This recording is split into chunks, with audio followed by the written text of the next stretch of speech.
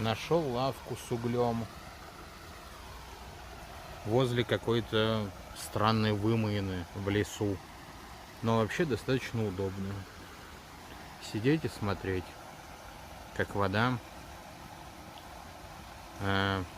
не знаю, что делает, продолжает вымывать все вокруг. Но еще, походу, тут были какие-то оползни, потому что деревья упали, все упало. Интересно.